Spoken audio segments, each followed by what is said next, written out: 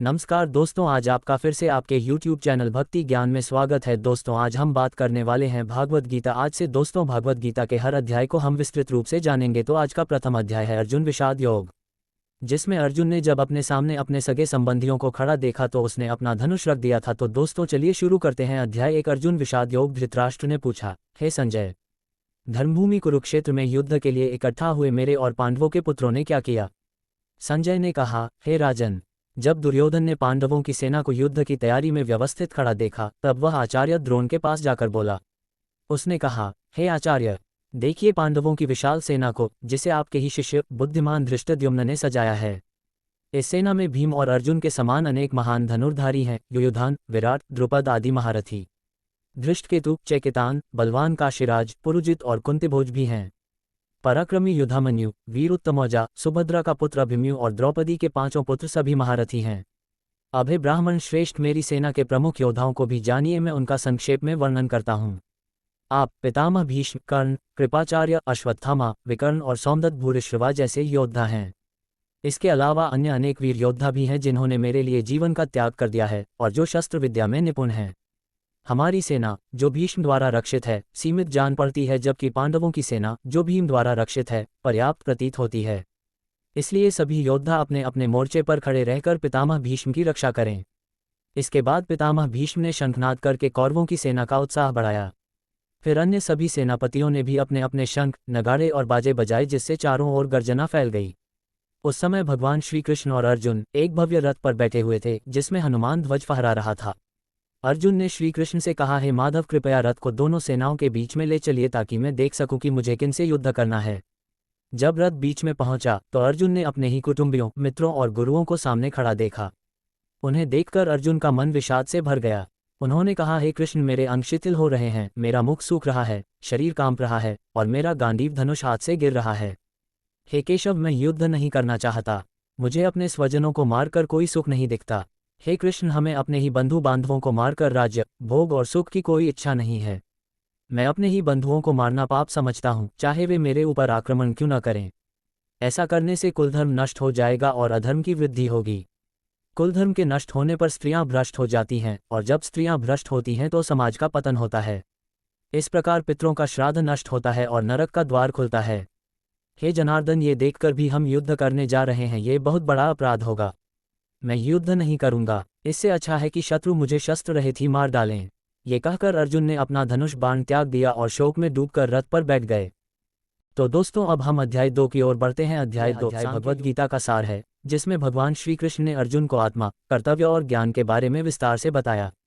संजय ने कहा, उस समय करुणा से भरे अश्रुपूरित नेत्रों वाले और शोकग्रस्त अर्जुन से भगवान श्री कृष्ण ने ये वचन कहे। भगवान श्री कृष्ण ने कहा, हे अर्जुन, यह मोह किस कारण तुम पर आया है? यह महान व्यक्तियों को शोभा नहीं देता। इससे न तो स्वर्ग की प्राप्ति होगी और न यश की। हे पार्थ, इस दुर्बलता को त्यागो, ये तुम्हारे योग्य नहीं है। हृदय की कायरता को त्याग कर युद्ध के लिए खड़े हो जाओ। अर्जुन ने कहा, हे माधव, मैं कैसे भीष्म और द्रोण जैसे पूजनीय गुरुओं पर बाण चलाऊं? चाहे वे युद्ध भूमि में हो, मैं उनसे युद्ध नहीं कर सकता। भले ही तीनों लोकों का राज्य क्यों न मिल जाए, पृथ्वी के राज्य की तो बात ही क्या है। इन पूज्यजनों को मारने से ही हम पाप में लिप्त होंगे, अतः उचित नहीं है। हे कृष्ण, जब कुल नष्ट होता है तो धर्म भी नष्ट होता है और अधर्म फैलता है। मुझे समझ नहीं आ रहा कि क्या करना चाहिए। मैं आपकी शरण में आया हूँ। मुझे निश्चित रूप से बताइए कि मेरे लिए क्या श्रेयस्कर है। मैं युद्ध नहीं करूँगा। संजय ने कहा। ऐसा कहने के बाद अर्जुन मौन हो गया।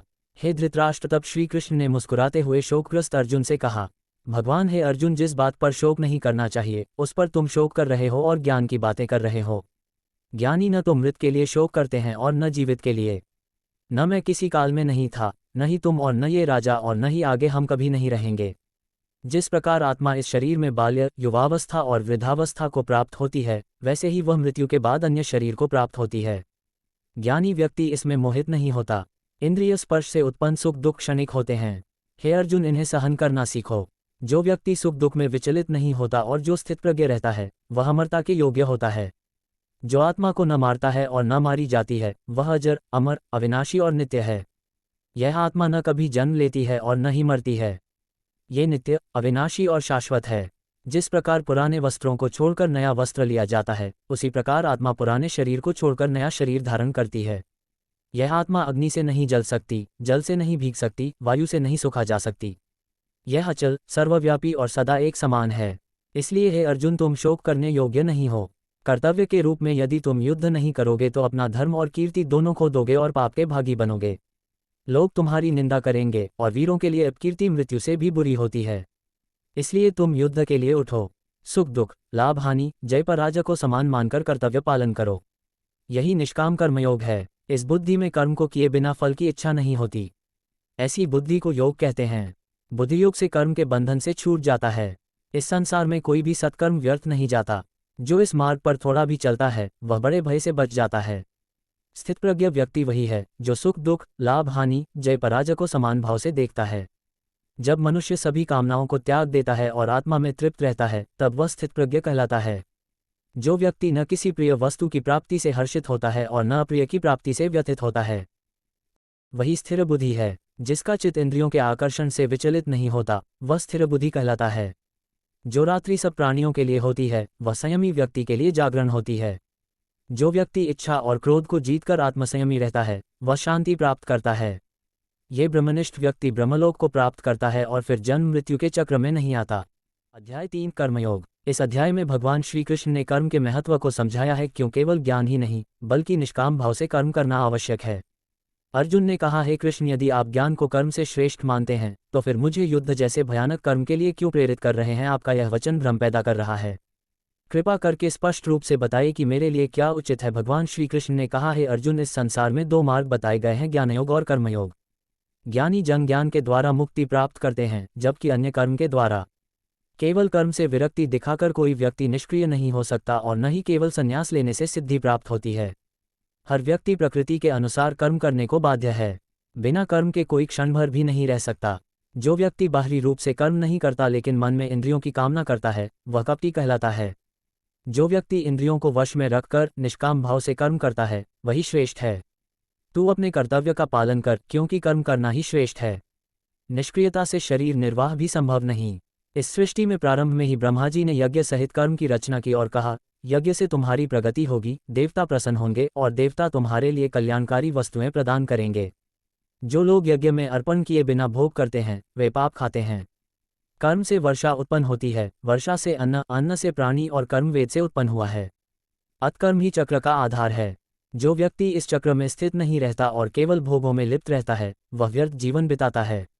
लेकिन जो आत्मा में स्थित, तृप्त और संतुष्ट होता है वह किसी कार्य के लिए आश्रित नहीं होता। तब भी कर्म करना चाहिए, क्योंकि श्रेष्ठ पुरुष जो करता है वही आम लोग अनुसरण करते हैं। यदि मैं कर्म न करूं तो सब लोग मेरा अनुकरण करेंगे और संसार का संतुलन बिगड़ जाएगा। अज्ञानी लोग फल की इच्छा से कर्म करते हैं। ज्ञानी को बिना आसक्ति के लोकहित के लिए कर्म करना चाहिए। कर्म में आसक्ति रखने से मोह होता है, क्रोध होता है और बंधन उत्पन्न होते हैं। इंद्रियां अपनी अपनी प्रवृत्ति के अनुसार कार्य करती हैं। उनमें आसक्त होकर व्यक्ति भ्रम में पड़ता है। कर्म स्वभावजन्य होता है। जो व्यक्ति धर्म के अनुसार कर्म करता है वह पाप से नहीं बंधता। काम और क्रोध यही 2 नरक के द्वार हैं। ये आत्मा के शत्रु हैं, इन्हें त्यागना चाहिए। जो आत्मसंयमी है, जिसकी बुद्धि स्थिर है और जो अपने कर्तव्य में रत है वही कर्म में स्थित योगी है। इसलिए हे अर्जुन, तू मोह से उत्पन्न संदेह को ज्ञान की तलवार से काट और युद्ध के लिए खड़ा हो जा। दोस्तों, अध्याय 3 समाप्त हुआ। अब अगले अध्याय में भगवान श्री कृष्ण ज्ञान योग और कर्म योग का और गहरा समन्वय करते हैं। 4 ज्ञान कर्म संन्यास योग। इस अध्याय में भगवान श्री कृष्ण ने कर्मयोग, ज्ञान योग और त्याग के यथार्थ स्वरूप को समझाया है। साथ ही उन्होंने ये भी बताया कि उन्होंने स्वयं भगवद गीता का ये ज्ञान पहले कैसे दिया था। भगवान श्री कृष्ण ने कहा, मैंने यह शाश्वत योग पहले सूर्यदेव को बताया था। सूर्य ने अपने पुत्र वैवस्वत मनु को और मनु ने इक्ष्वाकु को। इस प्रकार यह ज्ञान पीढ़ी दर पीढ़ी राजऋषियों को प्राप्त होता रहा, लेकिन समय के साथ ये लुप्त हो गया। अब वही पुरातन योग मैं तुमसे कह रहा हूँ, क्योंकि तुम मेरे भक्त और सखा हो। अर्जुन ने कहा, आप तो अभी प्रकट हुए हैं और सूर्य तो अति प्राचीन हैं। आपने उन्हें ये ज्ञान कैसे दिया। भगवान श्री कृष्ण ने कहा, हे अर्जुन, तुम और मैं कई जन्मों को प्राप्त कर चुके हैं। मुझे वे सभी स्मरण हैं, परंतु तुम्हें नहीं। यद्यपि मैं अजन्मा, अविनाशी और समस्त प्राणियों का अधिपति हूँ, फिर भी प्रकृति के अधीन होकर मैं समय समय पर अवतार लेता हूँ। जब जब धर्म की हानि और अधर्म की वृद्धि होती है तब तब मैं स्वयं प्रकट होता हूँ। मैं साधुओं की रक्षा, दुष्टों का विनाश और धर्म की पुनर्स्थापना के लिए प्रकट होता हूँ। जो मेरी इस दिव्य उत्पत्ति और कर्म को यथार्थ रूप में जानता है वह मृत्यु के पश्चात जन्म नहीं लेता, वह मुझे ही प्राप्त होता है। कई व्यक्ति जिन्होंने काम, भय और क्रोध से मुक्त होकर मेरी शरण ली, उन्होंने मुझे प्राप्त किया। मैं सबको समान भाव से देखता हूँ। जो भक्तिपूर्वक मेरी शरण लेते हैं वे मुझे प्रिय होते हैं और मैं उन्हें प्रिय होता हूँ। कर्म के अनुसार ही सब मुझे प्राप्त करते हैं। मनुष्य अनेक मार्गों से मेरा अनुसरण करते हैं। जो यज्ञपूर्वक देवताओं की पूजा करते हैं वे वास्तव में मुझे ही पूजते हैं, यद्यपि वे अनजाने में ऐसा करते हैं। कर्म से उत्पन्न सब कर्मों को मैं ही रचता हूँ, लेकिन मैं उन कर्मों में आसक्त नहीं होता और न ही उनसे बंधता हूँ। हे अर्जुन, कर्म करते हुए भी मैं उनसे अछूता रहता हूँ। ये जानकर तुम भी इसी प्रकार कर्म करो। ज्ञानी जन, जो मुझे तत्वत जान लेते हैं, वे मोह से रहित होकर मुक्त हो जाते हैं। जिस व्यक्ति को ज्ञान प्राप्त हो जाता है वह अपने सभी कर्मों से मुक्त हो जाता है। ज्ञानरूपी अग्नि सभी पापों को भस्म कर देती है, जैसे अग्नि ईंधन को जला देती है। इस संसार में ज्ञान जैसा पवित्र कुछ नहीं है। योगयुक्त व्यक्ति को अंततः ये ज्ञान अपने आप प्राप्त हो जाता है। श्रद्धावान, इंद्रिय निग्रह वाला और समर्पणशील व्यक्ति को ज्ञान मिलता है। ज्ञान मिलने पर वह शीघ्र ही परम शांति प्राप्त करता है। अज्ञानी, श्रद्धाहीन और संशयात्मा व्यक्ति विनष्ट हो जाता है। न तो इस लोक में और न परलोक में उसका कल्याण होता है। इसलिए हे भारत, संदेह को त्याग कर ज्ञान से युक्त होकर आत्मा में स्थित हो और कर्म कर। अध्याय 4 समाप्त हुआ। इसमें भगवान श्री कृष्ण ने ज्ञान, कर्म और योग के बारे में बताया। अब अगले अध्याय में भगवान श्री कृष्ण कर्म को त्यागने और उसे समर्पण के भाव से करने की और अधिक गहराई से व्याख्या करेंगे। अध्याय 5 कर्म संन्यास योग। इस अध्याय में भगवान श्री कृष्ण ने संन्यास मतलब कर्म त्याग और कर्मयोग मतलब कर्म करते हुए भी अनासक्त रहने के अंतर को स्पष्ट किया है और बताया कि कैसे दोनों मार्गों का अंतिम लक्ष्य एक ही है, मोक्ष। अर्जुन ने कहा, हे कृष्ण, आप कभी संन्यास की प्रशंसा करते हैं और कभी कर्मयोग की। कृपया निश्चित रूप से बताइए कि इनमें से श्रेष्ठ मार्ग कौन सा है। भगवान श्री कृष्ण ने कहा, संन्यास और कर्मयोग दोनों ही मोक्ष प्रदान करते हैं, परंतु कर्मयोग श्रेष्ठ है।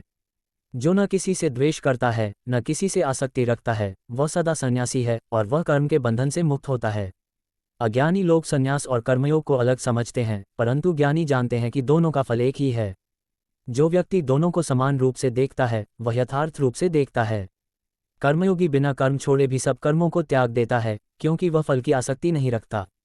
जो व्यक्ति आत्मा में स्थित है वह न कर्म करता है और न कराता है।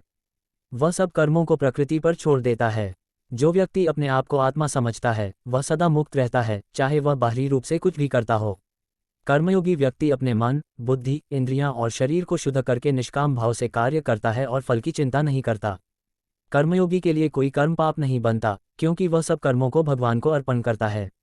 जो व्यक्ति तृष्णा, ममता और अहंकार से मुक्त है वह शांतिपूर्ण जीवन जीता है और अंत में परमात्मा को प्राप्त होता है। कर्मयोगी व्यक्ति संसार में रहते हुए भी आत्मा में स्थित होता है। सच्चे ज्ञानी को न कर्म से मोह होता है, न इंद्रियों के विषयों में आसक्ति। जो व्यक्ति अपने मन को संयमित कर लेता है और अंतरात्मा में स्थित रहता है वही मुक्त कहलाता है। ज्ञानी के लिए सुख दुख, मित्र शत्रु, मान अपमान सब समान हैं। वह परम शांति में स्थित रहता है। ऐसे ज्ञानी को ब्रह्मज्ञान प्राप्त होता है और वह ब्रह्मरूप हो जाता है। जिसे बाहरी विषयों में सुख नहीं दिखता और जो केवल आत्मा में तृप्त रहता है वह ब्रह्मज्ञानी है। जो व्यक्ति विषयों में नहीं भटकता, जिसका मन और इंद्रियां संयमित हैं, वह ब्रह्मानंद को प्राप्त करता है। सच्चा योगी वही है जो किसी प्राणी से द्वेष नहीं करता, सबको एक समान देखता है और सब में भगवान को ही देखता है। जो परमात्मा को सब प्राणियों में देखता है और सब प्राणियों को परमात्मा में, वह कभी भ्रमित नहीं होता। जो व्यक्ति सुख दुख, अपने और पराये में भेद नहीं करता, वही सच्चा योगी है। इंद्रिय संयम और आत्मदर्शन के अभ्यास से योगी शांति प्राप्त करता है। जो मन, बुद्धि और आत्मा को एकाग्र करके भगवान में स्थित होता है वही योगी मोक्ष प्राप्त करता है। इस प्रकार योगी संदेह और द्वंद्व से रहित होकर कर्म के बंधन से छूट जाता है। अध्याय 5 समाप्त हुआ। अब अगले अध्याय में हम प्रवेश करेंगे। अध्याय 6 ध्यान योग। श्री कृष्ण ध्यान की विधि और योग की सर्वोच्च स्थिति की व्याख्या करते हैं। अध्याय 6 ध्यान योग। इस अध्याय में भगवान श्री कृष्ण ने योग की परिभाषा, योगी के लक्षण और विशेषत ध्यान योग मेडिटेशन की प्रक्रिया को विस्तार से बताया है। भगवान श्री कृष्ण ने कहा, जो व्यक्ति बिना कर्म का फल चाहे अपना कर्तव्य करता है वही सच्चा सन्यासी और योगी है, न कि वह जो केवल अग्नि त्यागता है या कर्म से दूर रहता है। कर्म के त्याग के बिना योग सिद्ध नहीं होता। योग ही कर्म का शुद्धतम रूप है। जब व्यक्ति कर्मों की आसक्ति को त्याग देता है और इंद्रियों को वश में रखकर केवल आत्मा में स्थित हो जाता है, तब वह योगी कहलाता है। योगी को सदैव आत्मा की उन्नति के लिए प्रयास करना चाहिए। आत्मा ही मित्र है और आत्मा ही शत्रु भी। जो आत्मा को जीत लेता है वह अपने ही आत्मा का मित्र बन जाता है, पर जिसने ऐसा नहीं किया वह आत्मा के लिए शत्रु बन जाता है। जिसका मन स्थिर है, जो सर्दी गर्मी, सुख दुख, मान अपमान में सम रहता है, वह योगी परम शांति को प्राप्त करता है। सच्चा योगी वह है जो सभी प्राणियों को समान दृष्टि से देखता है, मित्र, शत्रु, अपरिचित, शुभचिंतक, पापी, पुण्यात्मा सभी में संभाव रखता है। ध्यान योगी को एकांत और शांत स्थान पर रहकर अपने चित्त को एकाग्र करके भगवान का ध्यान करना चाहिए। आसन स्थिर, शरीर सीधा, दृष्टि नाक के अग्रभाग पर टिकाकर मन को संयमित कर निरंतर भगवान का स्मरण करे। योगी को ब्रह्मचर्य, अहिंसा और संयम का पालन करना चाहिए, तभी वह ध्यान में स्थिर हो सकता है। जो नियमित आहार, विहार, कार्य, विश्राम और निद्रा का पालन करता है वही ध्यान योग में सफल होता है। जब योगी का मन इंद्रियों से हटकर केवल आत्मा में लीन हो जाता है तब वह परम शांति को प्राप्त होता है। जैसे दीपक की लौ हवा रहित स्थान में स्थिर रहती है, वैसे ही एकाग्रचित योगी का मन आत्मा में स्थिर होता है। जब योगी आत्मा में आनंद पाता है तब उसे कोई बाह्य वस्तु आकर्षित नहीं करती। ये परम स्थिति है जिसे प्राप्त कर लेने के बाद मनुष्य किसी भी दुख से विचलित नहीं होता। इस स्थिति को प्राप्त करने के लिए दृढ़ निश्चय और वैराग्य से अभ्यास करना चाहिए। जहाँ जहाँ मन भटकता है वहाँ वहाँ से उसे खींचकर आत्मा में लगाना चाहिए। इस प्रकार शुद्ध और शांत मन वाला योगी परम सुख प्राप्त करता है। जो योगी मुझ में श्रद्धा रखता है और सदा मुझ में लीन रहता है वह मुझे प्राप्त करता है। योगी सबसे श्रेष्ठ होता है, वह ज्ञानी से भी श्रेष्ठ है, तपस्वी से भी और कर्मी से भी। और उन सब योगियों में जो भक्तिपूर्वक मेरे ऊपर श्रद्धा रखते हैं और मुझ में लीन रहते हैं वे मुझे अत्यंत प्रिय हैं। दोस्तों, अध्याय 6 समाप्त हुआ। इसमें भगवान श्री कृष्ण ने ध्यान योग के बारे में बताया। अब हम अगले अध्याय में प्रवेश करेंगे, अध्याय 7 ज्ञान विज्ञान योग, जिसमें भगवान श्री कृष्ण अपने दिव्य स्वरूप और भक्ति की महिमा को विस्तार से समझाते हैं। अध्याय 7 ज्ञान विज्ञान योग। भगवान श्री कृष्ण कहते हैं, हे अर्जुन, यदि तू पूरे मन से मेरा ध्यान करता है और योग में एकाग्र होता है तो तू मुझे पूर्ण रूप से जान सकेगा। अब मैं तुझे ऐसा संपूर्ण ज्ञान दूंगा जिसे जानने के बाद इस संसार में जानने योग्य कुछ भी शेष नहीं रहेगा। बहुत से लोग प्रयास करते हैं परंतु उनमें से कुछ ही लोग मुझे सच्चे रूप में जान पाते हैं। मेरी 2 प्रकृतियां हैं, पहली जड़ और दूसरी चेतन। जड़ प्रकृति में पृथ्वी, जल, अग्नि, वायु, आकाश, मन, बुद्धि और अहंकार सम्मिलित हैं।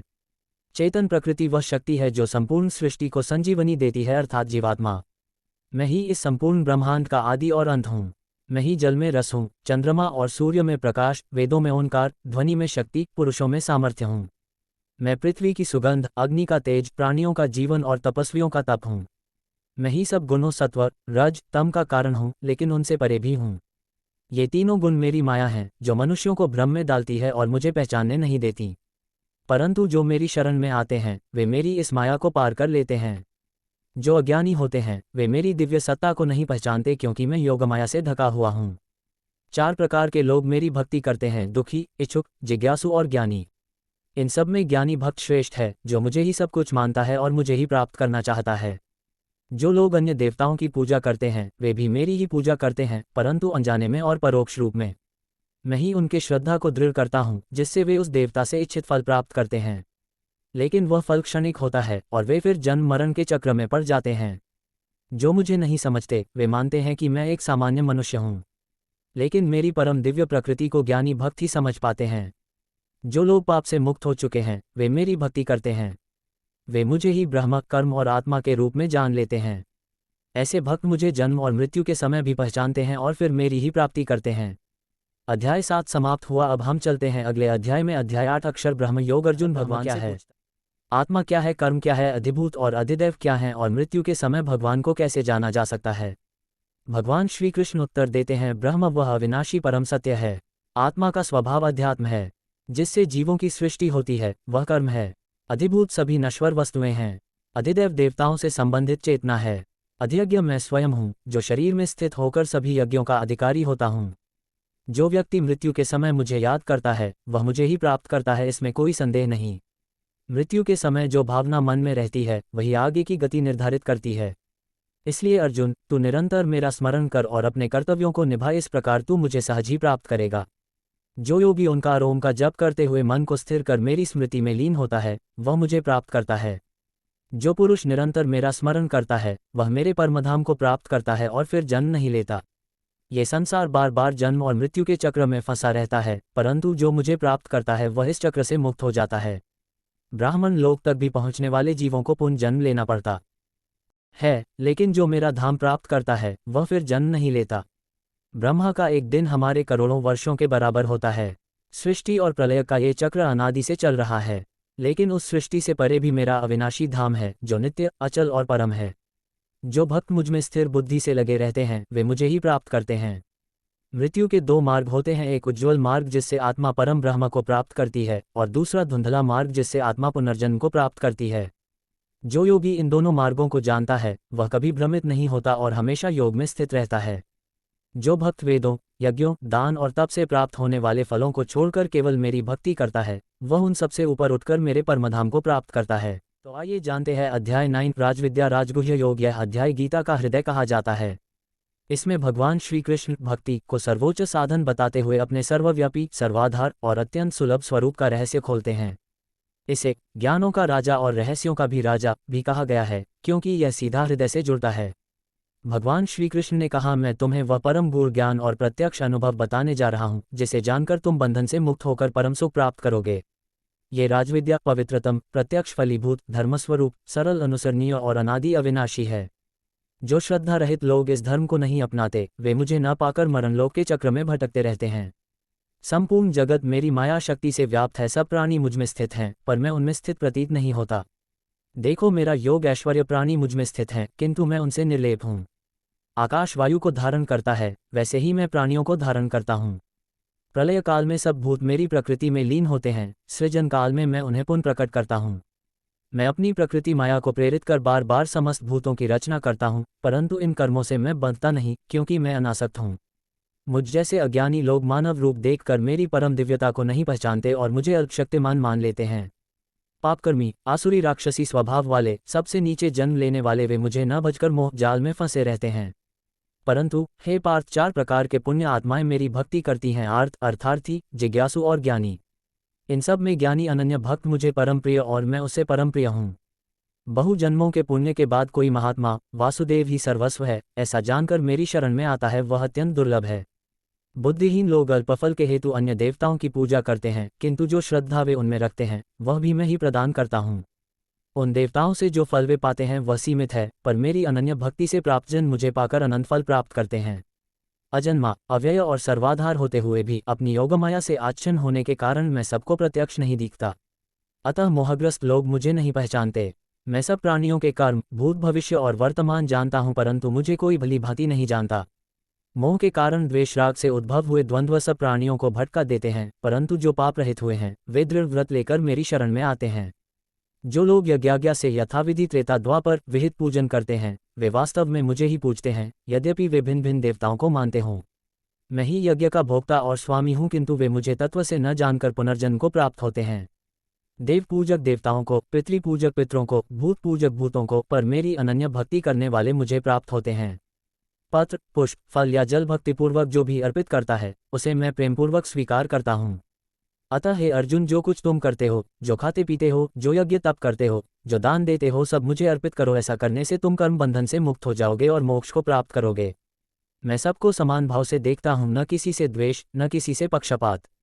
परंतु जो अनन्य भक्ति से मुझे भजता है वह मेरा प्रिय है, मैं उसका प्रिय हूँ। यदि घोर पापी भी अनन्य भाव से मेरा शरणागत हो जाए तो वह तुरंत साधु हो जाता है और शीघ्र ही धर्मात्मा होकर शांति प्राप्त करता है। निश्चय ही मेरा भक्त विनाश को प्राप्त नहीं होता। हे कौन्तेय, जो मुझे भजते हैं, चाहे स्त्री, वैश्य, शूद्र या पाप योनियों से उत्पन्न कोई भी, वे सब परम गति को प्राप्त होते हैं। फिर राजऋषि सद्गुण संपन्न ब्राह्मणों की बात ही क्या। इस अनित्यता और दुखमय संसार में आकर मेरी भक्ति करो, मेरा मनन करो, मेरा भजन करो, मुझे नमस्कार करो। ऐसे अनन्य भक्ति से युक्त होकर तुम निश्चय ही मुझे प्राप्त करोगे। अध्याय 9 समाप्त होता है। अब हम अगले अध्याय में भगवान श्री कृष्ण भव्य विभूति योग के माध्यम से बताएंगे कि वे संसार में किस किस रूप में अपनी दिव्य महिमाएं प्रकट करते हैं। 10 विभूति योग। इस अध्याय में भगवान श्री कृष्ण अपनी अद्भुत विभूतियों यानी संसार में सर्वश्रेष्ठ रूपों, शक्तियों व गौरवशाली उदाहरणों का वर्णन करते हैं। ये दिव्य प्रक्रिया हमें स्मरण कराती हैं कि हर महानता के मूल में वही परम शक्ति विद्यमान है और इनका निरंतर चिंतन भक्ति को सहज बनाता है। भगवान श्री कृष्ण ने कहा, है महाबाहो अर्जुन, एक बार फिर मैं श्रेष्ठतम वचन कहूंगा, क्योंकि तुम मेरे परमप्रिय सखा हो, अतः तुम्हारे हितार्थ ये रहस्य प्रकट कर रहा हूँ। न देवता न महर्षि मेरी उत्पत्ति को पूर्णतया जानते हैं, मैं ही देवताओं और ऋषियों का आदि कारण हूँ। जो मुझे अजन्मा, अनादि और लोकों के महेश्वर के रूप में जानता है वह मोह से मुक्त होकर पाप बंधन से छूट जाता है। बुद्धि, ज्ञान, सम्यक चिंतन, क्षमा, सत्य, इंद्रिय निग्रह, आनंद, दुख, भय, निर्भयता, अहिंसा, समता, संतोष, तप, दान, यश, अपयश, ये सब गुण मुझसे ही उत्पन्न होते हैं। सप्त महर्षि, 4 सनकादि और 14 मनु ये सब मुझसे उत्पन्न मेरी इच्छा से संसार में प्रजा फैलाते हैं। जो यथार्थ में मेरी महिमा और योग शक्ति को जानता है वह अटूट भक्ति से मुझमें स्थिर होता है, इसमें संशय नहीं। मैं ही समस्त भूतों का उद्गम, निर्वाहक और लय स्थान हूँ। इसे जानकर बुद्धिमान पूर्ण प्रेम से मेरी आराधना करते हैं। वे सर्वदा मेरी चर्चा करते, प्रीति से परस्पर सत्संग करते और मन बुद्धि मुझे अर्पित कर मुझे ही भजते हैं। ऐसी भक्तों पर मैं कृपा कर ज्ञान दीपक प्रज्वलित करता हूँ जिससे वे मुझे पा सकें। अर्जुन ने कहा, आप परमब्रह्म, परमधाम, पवित्रतम पुरुष हैं। दिव्य ऋषि नारद, असित, देवल तथा व्यास ने ऐसा कहा है और अब आप स्वयं भी कहते हैं। मैं आपकी वाणी को सत्य मानता हूँ। वास्तव में न कोई आपको जान सकता, न आपकी महिमाओं की सीमा पा सकता है। कृपा कर आप अपनी अद्भुत विभूतियां विस्तार से बताए, जिनका निरंतर चिंतन कर मैं आपको स्मरण रख सकूं। भगवान ने कहा, हे पार्थ, मेरी विभूतियों का अंत नहीं पर महत्वपूर्ण उदाहरण सुनो। मैं आत्मा हूँ, सभी प्राणियों में प्रारंभ, मध्य और अंत भी मैं ही हूँ। देवों में मैं विष्णु, इंद्रियों में मन, आकाश देवों में सूर्य, वसुओं में अग्नि हूँ। आदित्यों में विवस्वान, मरुद्गणों में मरीचि, मृत्यु में समय, पितरों में अर्यमा हूँ। वेदों में सामवेद, देवताओं की पूजा में जप यज्ञ, पर्वतों में मेरु, ऋषियों में नारद हूँ। सैन्यों के नायकों में स्कंद, जल में महासमुद्र, महान ऋषियों में भृगु, उच्चारणों में ओंकार हूँ। यज्ञों में जप यज्ञ, स्थिरों में हिमालय, वृक्षों में पीपल, ऋतुओं में वसंत ऋतु। शक्तियों में काम, सदाचारी इच्छा, दैत्यों में प्रहलाद, मापों में समय, जानने योग्यों में मरंजयी ज्ञान हूँ। गंधर्वों में चित्ररथ, सिद्धों में कपिल मुनि, घोड़ों में उच्चेश्रवा, हाथियों में ऐरावत, मनुष्यों में राजा हूँ। शस्त्रधारियों में परशुराम, सर्पों में शेष, नागों में वासुकी, जलचरों में वराह हूँ। प्रहलाद दैत्य श्रेष्ठ, गणनायकों में समय, जानने योग्य, रहस्यों में मौन, शब्दों में निष्ठावान प्रणव हूँ। मैं बीज हूँ समस्त भूतों का, चल या अचल कुछ नहीं जो मुझ विहीन हो। धर्म संरक्षकों में अर्जुन, मैं दंड अनुशासन हूँ। जीवों में इच्छा, सृष्टियों में उत्पत्ति, विजयों में विजय हूँ। मेरी ये विस्तार कोटियां हैं, परंतु जो मेरी इन या अन्य किसी भी विभूति का चिंतन करता है वह विचल भक्ति से युक्त रहता है। जो भी वस्तु विभूतिमय, यशस्वी या प्रभावशाली दिखे, समझो कि वह मेरे तेज का अंश मात्र है। परंतु हे अर्जुन, क्या इन विस्तृत उदाहरणों से तुम्हारा कल्याण हो जाएगा? मैं समस्त विश्व का एक अनुभाग धारण कर इसे स्थिर रखता हूँ। अगले अध्याय में भगवान श्री कृष्ण अर्जुन को अपना साक्षात विश्वरूप दिखाएंगे। यह अध्याय 11 विश्वरूप दर्शन योग गीता का परम उत्कर्ष है। अध्याय 11 विश्वरूप दर्शन योग। इस अध्याय में भगवान श्री कृष्ण अर्जुन को अपना विराट रूप दिखाते हैं जो समस्त सृष्टि, काल, देवता, ब्रह्मांड और समस्त चराचर जगत को एक साथ समेटे हुए है। ये दर्शन न केवल चकित कर देने वाला है बल्कि एक अद्वितीय आध्यात्मिक अनुभूति है। अर्जुन ने कहा, आपने जो करुणा से परम रहस्यपूर्ण अध्यात्म ज्ञान कहा उससे मेरा मोह दूर हुआ है। आपकी विभूतियां सुनकर मैं ये जान गया कि आप ही सबका आदि और अंत हैं। अब मैं आपकी उस दिव्य रूप को प्रत्यक्ष देखना चाहता हूँ, वह विराट रूप जिसमें आप सबको समेटे हुए हैं। यदि आप मुझ पर कृपा करना चाहें तो मुझे वह विश्वरूप दिखाए। भगवान श्री कृष्ण का उत्तर। भगवान ने कहा, हे अर्जुन, देखो मेरे असंख्य रूपों को, एक में ही अनेक रूपों को, जिनमें देवता, ऋषि, अद्भुत शक्तियां सब समाहित हैं। तुम मेरी इस दिव्य शक्ति को देख नहीं सकते सामान्य आंखों से, इसलिए मैं तुम्हें दिव्य दृष्टि प्रदान करता हूँ। अब तुम मेरा विराट रूप देखो। फिर भगवान अपना का विराट रूप दिखाते हैं। अर्जुन ने भगवान का विराट रूप देखा तो असंख्य मुखों, नेत्रों, दिव्य भूषणों, आयुधों, अनेक रंगों वाले वस्त्रों, दिव्य सुगंधों से युक्त भगवान का रूप, जो अग्नि के समान तेजस्वी, आकाश जितना व्यापक और सब ओर फैला हुआ था। उसमें अनेक देवता, महर्षि, नाग, ब्रह्मा, कमलासीन, शिव, इंद्र, यम, वरुण, वायु, अग्नि आदि सभी स्थित थे। सभी दिशाएं उस एक विराट रूप से भर गई थीं। ये दृश्य अर्जुन के लिए आश्चर्यचकित करने वाला और भययुक्त था। अर्जुन ने कहा, हे प्रभु, मैं आपके इस विशाल रूप को देखकर स्तब्ध हूँ। आपके असंख्य मुख, हाथ, पैर, आंखें देखकर मुझे डर और विस्मय दोनों हो रहा है। मैं आपको न जान पा रहा कि आप कौन हैं। कृपया मुझे बताइए आप कौन हैं और यह सब क्या है? भगवान ने कहा, हे अर्जुन, मैं काल हूँ संहारक। मैं इस समय समस्त लोगों का नाश करने आया हूँ। तुम युद्ध करो या न करो, ये योद्धा मारे ही जाएंगे। इसलिए उठो, यश अर्जित करो, शत्रुओं को पराजित कर राज्य प्राप्त करो। मैं पहले ही उन्हें मार चुका हूं, तुम केवल निमित्त मात्र बनो। अर्जुन की विनय और स्तुति की तथा अर्जुन ने कांपते हुए हाथ जोड़कर कहा, हे विश्वरूप प्रभु, आप देवाधिदेव हैं। आप ही आदि, मध्य और अंत हैं। मैं आपको सब ओर देख रहा हूं, कोई सीमा नहीं है आपकी। आप ब्रह्मा से पहले के हैं, सबके मूल कारण हैं। आप ही शरण हैं। आपकी भुजाएं विशाल हैं, मुख अग्नि सदृश हैं, आपकी ज्वाला प्रलयकारी है। मैं आपसे डर रहा हूँ। कृपा कर आप अपने पूर्व रूप में लौट आइए, मुझे फिर से वह प्रिय रूप दिखाइए जिसमें आप शंख, चक्र, गदा, पद्म धारण करते हैं। भगवान फिर से अपना सौम्य रूप दिखाते हैं। वह भगवान श्री कृष्ण ने कहा है अर्जुन, मेरा ये रूप न तो वेदों से, न तप से, न दान से और न यज्ञ से देखा जा सकता है। ये केवल अनन्य भक्ति से ही देखा जा सकता है। जो मुझ में समर्पित होकर प्रेम करता है, मुझ में लीन होता है, जो निष्काम भाव से कर्म करता है, वही मुझे प्राप्त कर सकता है। अध्याय 11 समाप्त हुआ। अगले अध्याय में भगवान श्री कृष्ण बताएंगे कि भक्ति मार्ग ही परम मार्ग है, सरल, सुलभ और फलदायक। अध्याय 12 भक्ति योग। यह अध्याय भक्ति के मार्ग की महिमा बताता है। अर्जुन पूछते हैं कि भगवान को जानने का श्रेष्ठ उपाय क्या है, निराकार ध्यान या साकार भक्ति। भगवान श्री कृष्ण स्पष्ट करते हैं कि अनन्य भक्ति सबसे सरल, सुलभ और परम फलदायक मार्ग है। अर्जुन ने पूछा, हे कृष्ण, जो भक्त आपकी साकार रूप में भक्ति करते हैं और जो निराकार ब्रह्म का ध्यान करते हैं, इन दोनों में श्रेष्ठ कौन है? भगवान ने कहा, जो भक्त सच्चे मन से मेरी उपासना करते हैं, मुझ में मन लगाते हैं, मुझ में ही स्थिर रहते हैं, वे मुझको परम प्रिय हैं। परंतु जो निराकार, अचिंत्य, अव्यक्त, सर्वत्र व्याप्त, अचल और अकल्पनीय ब्रह्म में ध्यान लगाते हैं, वे भी सिद्ध होते हैं, किंतु वह मार्ग कठिन है। निराकार का ध्यान करके मुझे पाना बहुत कठिन होता है, क्योंकि मनुष्य का शरीर सीमित है। परंतु जो मुझ में अपना समर्पण करते हैं, कर्म मुझे अर्पित करते हैं, मेरे प्रति श्रद्धा रखते हैं, मैं उन्हें संसार सागर से पार कर देता हूँ। इसलिए हे अर्जुन, तुम अपना मन मुझ में लगाओ, बुद्धि मुझ में दो। तुम सदा मुझ में रहोगे, इसमें कोई संशय नहीं। यदि यह न कर सको तो अभ्यास से मुझ में मन लगाओ। यदि अभ्यास भी कठिन हो तो मेरे लिए कर्म करो, इससे भी सिद्धि मिलेगी। यदि यह भी न कर सको तो फल की आसक्ति त्याग कर निष्काम भाव से कर्म करो, ये भी श्रेष्ठ है। अब मैं उन भक्तों के गुण बताता हूँ जो मुझे परम प्रिय होते हैं, जो किसी से द्वेष नहीं करते, सबके मित्र हैं, करुणामय हैं, अहंकार रहित, सहनशील, संतुष्ट, आत्मसंयमी, निश्चल बुद्धि वाले, जो मुझ में स्थिर हैं, मेरी भक्ति करते हैं, वे मुझे प्रिय हैं। जो न किसी को उद्वेग देते हैं, न स्वयं उद्विग्न होते हैं, जो सुख दुख, मान अपमान, शीत गर्म सब में सम हैं, वे मुझे प्रिय हैं।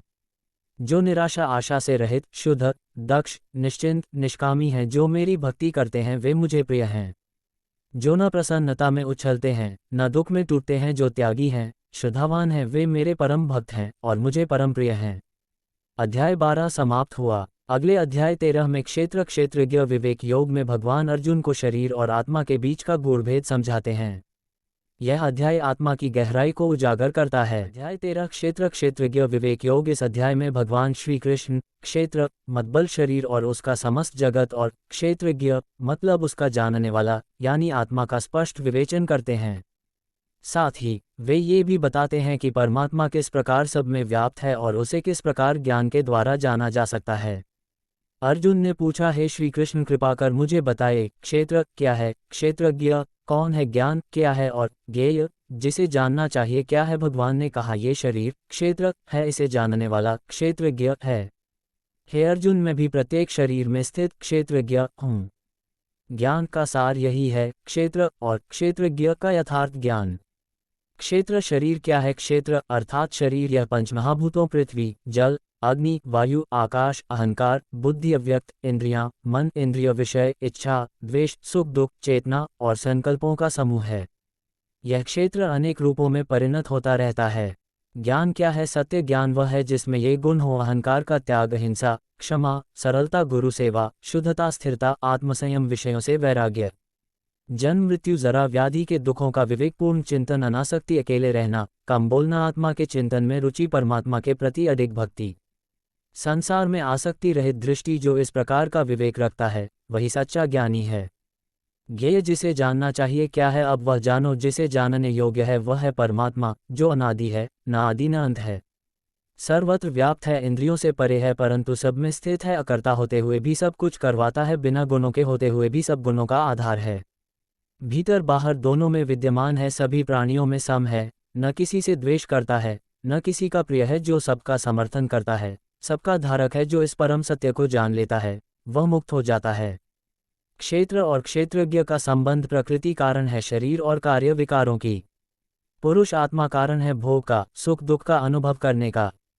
आत्मा जब प्रकृति से जुड़ता है तभी जन्म मरण का चक्र चलता है।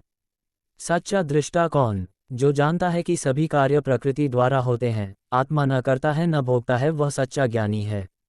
जो आत्मा को स्वतंत्र, साक्षी, परम, अकर्ता, निर्विकार जानता है वही मुक्त होता है। परमात्मा की अनुभूति। परमात्मा सभी प्राणियों के हृदय में स्थित है, समस्त ज्ञान का प्रकाशदाता है, समस्त जगत का धारण करता है। जो उसे ज्ञान नेत्र से देखता है वह सच्चा ज्ञानी है। जो क्षेत्र और क्षेत्रज्ञ के अंतर को समझता है और प्रकृति के गुणों के साथ आत्मा के स्वरूप को जानता है, वह मोक्ष को प्राप्त होता है, चाहे वह कोई भी स्थिति में क्यों न हो। अध्याय 13 समाप्त हुआ। अगला अध्याय 14 गुणत्रय विभाग योग है, जिसमें भगवान 3 गुणों सत्व, रजस और तमस की प्रकृति और उनसे ऊपर उठने का मार्ग बताते हैं। अध्याय 14 योग। इस अध्याय में भगवान श्री कृष्ण 3 प्रकृति गुणों सत्व, रजस और तमस गुणों का विस्तार से वर्णन करते हैं। साथ ही यह भी बताते हैं कि कैसे मनुष्य इन गुणों से ऊपर उठकर मोक्ष को प्राप्त कर सकता है। भगवान श्री कृष्ण ने कहा, हे अर्जुन, मैं फिर से वह परम ज्ञान बताता हूँ जिसे जानकर ऋषियों ने मोक्ष प्राप्त किया। जो इस ज्ञान को प्राप्त करता है वह जन्म मरण के चक्र से मुक्त हो जाता है और ब्रह्म में स्थित होता है। सभी जीवात्माएं मेरी प्रकृति के गर्भ में उत्पन्न होती हैं। मैं ही पिता हूँ जो बीज प्रदान करता हूँ। प्रकृति ही 3 गुणों सत्व, रजस और तमस को उत्पन्न करती है। ये तीनों गुण सभी जीवों को बांधते हैं। भगवान तीनों गुणों का वर्णन करते हुए कहते हैं कि 1. सत्व गुण शुद्धता, ज्ञान और सुख का कारण है। ये शांत और प्रकाशमय है, लेकिन ये भी ज्ञान और सुख की आसक्ति में बांधता है। 2. रजस गुण कामनाएं, कर्म और इच्छा से उत्पन्न होता है। ये व्यक्ति को क्रियाशील बनाता है परंतु फल की लालसा में बांधता है। 3. तमस गुण अज्ञान से उत्पन्न होता है। ये भ्रम, आलस्य, प्रमाद और मोह का कारण है। ये व्यक्ति को नष्टप्राय कर्मों में बांधता है। जब सत्व प्रबल होता है तो ज्ञान की वृद्धि होती है। जब रजस प्रबल होता है तो लोभ, कर्म संकल्प और बेचैनी बढ़ती है। जब तमस प्रबल होता है तो अज्ञान, आलस्य और मूर्खता बढ़ती है। भगवान मृत्यु के समय तीनों गुणों की दशा बताते हुए कहते हैं कि जो सत्व में मरता है वह उच्च लोकों को जाता है। जो रजस में मरता है वह कर्म प्रधान लोकों में जन्म लेता है। जो तमस में मरता है वह अधम योनियों को प्राप्त होता है। हे अर्जुन, जो सत्व से जन्म लेता है शुद्ध ज्ञान और सुख मिलता है। रजस से दुख और परिश्रम मिलता है तथा तमस से अज्ञान और भ्रांति। गुणातीत व्यक्ति जो गुणों से ऊपर उठ चुका है तथा जो इन तीनों गुणों के उदय और क्षय को तटस्थ होकर देखता है, जो कहता है गुण ही गुणों में कार्य कर रहे हैं, जो सुख दुख में सम है, आत्मस्वरूप में स्थित है, जो न किसी गुण में फंसता है न उससे घृणा करता है, वह गुणातीत कहलाता है। भगवान कहते हैं जो मेरी भक्ति करता है वह गुणों से ऊपर उठ जाता है, क्योंकि वह मेरे दिव्य स्वभाव को जानता है। वह ब्रह्म में स्थित हो जाता है, अविनाशी, नित्य, शुद्ध और परम आनंद स्वरूप। अध्याय 14 समाप्त हुआ। अगला अध्याय 15 पुरुषोत्तम योग, जिसमें भगवान आत्मा, जीवात्मा और परमात्मा के रहस्य को समझाते हैं, साथ ही इस संसार रूपी अश्वत्थ वृक्ष की उपमा देकर जीव के बंधन और मुक्ति को स्पष्ट करते हैं। अध्याय 15 पुरुषोत्तम योग। इस अध्याय में भगवान श्री कृष्ण संसार को एक उल्टे अश्वत्थ वृक्ष, पीपल वृक्ष के रूप में समझाते हैं। फिर जीवात्मा, परमात्मा और पुरुषोत्तम परम पुरुष के भेद का गहरा विवेचन करते हैं। संसार रूपी अश्वत्थ वृक्ष। भगवान श्री कृष्ण ने कहा, यह संसार एक अश्वत्थ वृक्ष के समान है, जिसकी जड़ें ऊपर परमात्मा में हैं और शाखाएं नीचे संसार में फैली हैं। इसके पत्ते वेद हैं। इस वृक्ष को जो जान लेता है वह वेद के तत्व को जान लेता है। इसका स्वरूप स्थायी नहीं है। ये वृक्ष गुणों के प्रभाव से फैलता है, कर्मों के रस से पुष्ट होता है। इसे दृढ़ वैराग्य से काटना चाहिए और परम धाम को खोजना चाहिए, जहां से लौटना नहीं पड़ता। परम धाम। जो उस परम धाम को प्राप्त होते हैं वे फिर जन्म मरण के चक्र में नहीं आते। वह परम पुरुष परमात्मा, वही आदि पुरुष है, वही शरण है, वही सनातन गति है। जीवात्मा का स्वरूप। भगवान कहते हैं, जीवात्मा मेरा ही अंश है। वह प्रकृति में मन, इंद्रियों से जुड़कर भोग करता है। जन्म लेते समय वह शरीर और इंद्रियां प्राप्त करता है और मृत्यु के समय उन्हें त्याग कर फिर नए शरीर में चला जाता है। जैसे वायु सुगंध को ले जाती है, वैसे इंद्रियों द्वारा कार्य। जीवात्मा ने मन और 5 इंद्रियां अपने साथ जोड़ी होती हैं।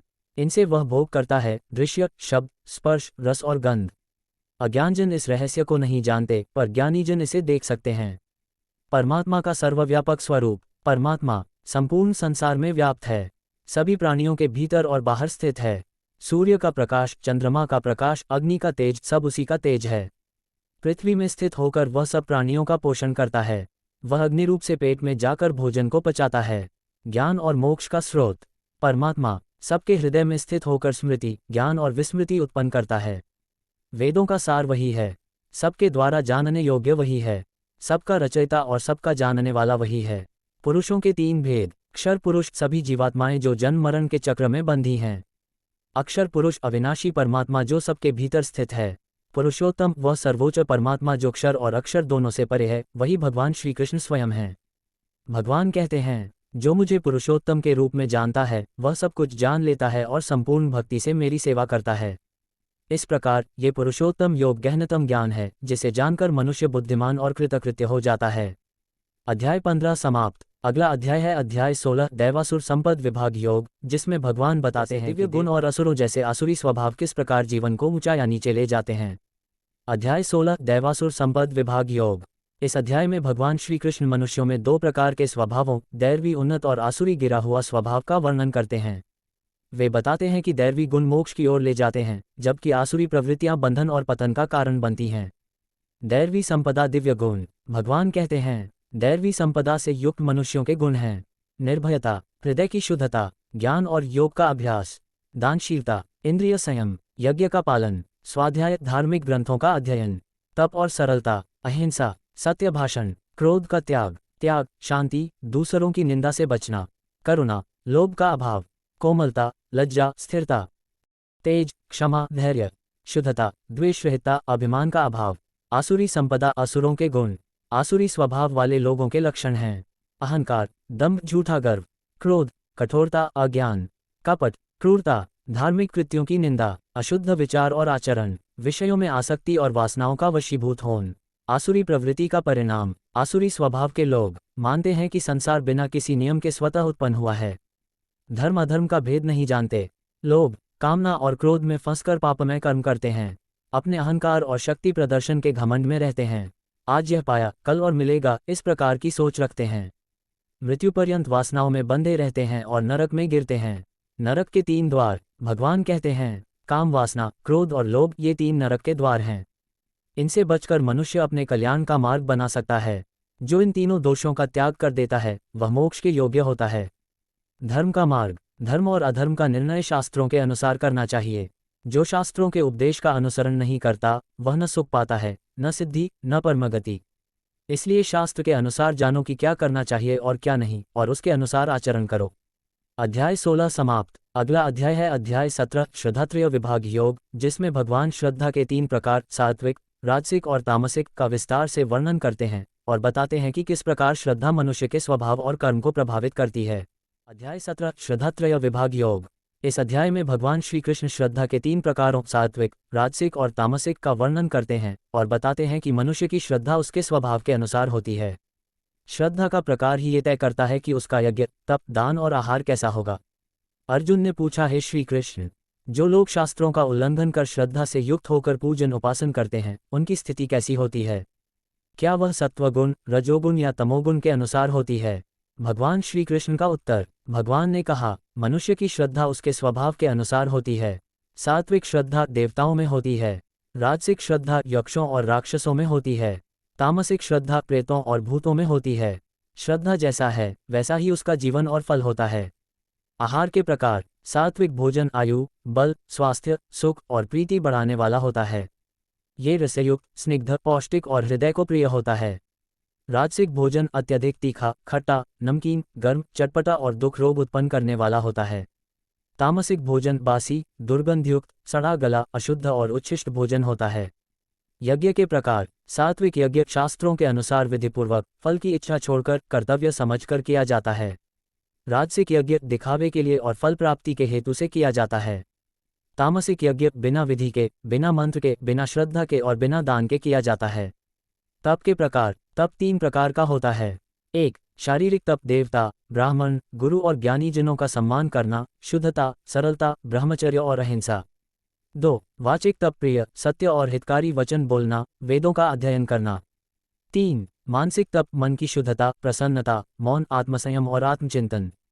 इन तीनों को सात्विक, राजसिक और तामसिक भेद में इस प्रकार बांटा गया है। सात्विक तप श्रद्धा से, फल की अपेक्षा छोड़कर किया जाता है। राजसिक तप दिखावे और सम्मान पाने के लिए किया जाता है। तामसिक तप मूर्खतावश, अपने शरीर को कष्ट देने के लिए किया जाता है। दान के प्रकार। सात्विक दान उचित समय पर, योग्य पात्र को, बिना किसी अपेक्षा के कर्तव्य समझकर दिया जाता है। राजसिक दान प्रत्युपकार की आशा से या किसी फल की प्राप्ति हेतु दिया जाता है। तामसिक दान अनुचित स्थान पर अयोग्य व्यक्ति को अपमानपूर्वक या अनादर से दिया जाता है। ओम तत्सत शुद्धता का प्रतीक। भगवान कहते हैं, सृष्टि के आरंभ में ब्रह्मा ने वेदों के अनुसार ओम, तत् और सत इन 3 शब्दों का उच्चारण किया। ओम यज्ञ, दान और तप की शुभारंभ ध्वनि है। तत् निष्काम भावना से कर्म करने का संकेत है, ये सब परमात्मा के लिए है। सत सत्यता, शुभ कार्य और सत् स्वभाव का प्रतीक है। जो यज्ञ, दान और तप श्रद्धा से बिना फल की इच्छा के ओम तत्सत के भाव से किया जाता है, वही मोक्षकारक है। अध्याय 17 समाप्त। अगला और अंतिम अध्याय है अध्याय 18 मोक्ष संन्यास योग, जिसमें भगवान संपूर्ण गीता का सार प्रस्तुत संन्यास, मोक्ष और भक्ति का सर्वोच्च ज्ञान प्रदान करते हैं। अध्याय 18 मोक्ष संन्यास योग। ये भगवद गीता का अंतिम और सबसे व्यापक अध्याय है, जिसमें भगवान श्री कृष्ण संन्यास, कर्म, ज्ञान, भक्ति और मोक्ष का सारांश प्रस्तुत करते हैं। अर्जुन के सभी शंकाओं का समाधान कराते हैं और पूर्ण समर्पण का संदेश देते हैं। संन्यास और त्याग का अर्थ। अर्जुन ने पूछा, हे श्री कृष्ण, मैं जानना चाहता हूं कि संन्यास और त्याग में क्या अंतर है। भगवान श्री कृष्ण ने उत्तर दिया, संन्यास कामना जन्य कर्मों का पूर्ण रूप से त्याग करना। त्याग सभी कर्मों के फलों का त्याग करना, लेकिन कर्तव्य कर्म करते रहना। ज्ञानी जन कहते हैं कि यज्ञ, दान और तप इन कर्मों का त्याग नहीं करना चाहिए। ये शुद्ध करने वाले हैं, इसलिए कर्तव्य समझकर फल की आसक्ति छोड़े बिना इन्हें करना चाहिए। कर्म का त्रिविध भेद। कर्म 3 प्रकार का होता है। सात्विक त्याग कर्तव्य कर्म को केवल कर्तव्य भावना से करना, फल की इच्छा न रखना। राजसिक त्याग कर्म को कष्ट या भय से छोड़ना। तामसिक त्याग अज्ञानवश कर्तव्य कर्म को त्यागना। कर्म, कर्ता और बुद्धि के प्रकार। सात्विक कर्ता आसक्तिहीन, अहंकाररहित, उत्साही, स्थिरचित और समदर्शी। राजसिक कर्ता फल के लोभी, दुखी, क्रूर और अस्थिर। तामसिक कर्ता आलसी, कपटी, दुर्भावनापूर्ण और प्रमादी। सात्विक बुद्धि धर्म अधर्म, कर्तव्य अकर्तव्य में भेद करने वाली। राजसिक बुद्धि धर्म अधर्म को गड्ढमड्ढ करने वाली। तामसिक बुद्धि अधर्म को ही धर्म मानने वाली, उल्टी समझ रखने वाली। धैर्य के प्रकार। सात्विक धैर्य साधना में, संयम में अडिग रहना। राजसिक धैर्य इच्छाओं और भोगों में अडिग रहना। तामसिक धैर्य आलस्य, भय, शोक में डटे रहना। सुख के प्रकार। सात्विक सुख जो प्रारंभ में कष्टदायक पर अंत में अमृत समान होता है, यह आत्मिक शांति देता है। राजसिक सुख जो प्रारंभ में प्रिय पर अंत में दुखदायक होता है। तामसिक सुख जो अज्ञान, आलस्य और प्रमाद से उत्पन्न होता है। पुरुषों का स्वभाव और कर्तव्य। भगवान कहते हैं, 4 प्रकार के वर्ण ब्राह्मण, क्षत्रिय, वैश्य, शूद्र गुण और स्वभाव के अनुसार बनाए गए हैं, जन्म के अनुसार नहीं। ब्राह्मण शांति, तप, संयम, पवित्रता, क्षमा और ज्ञान में स्थित होते हैं।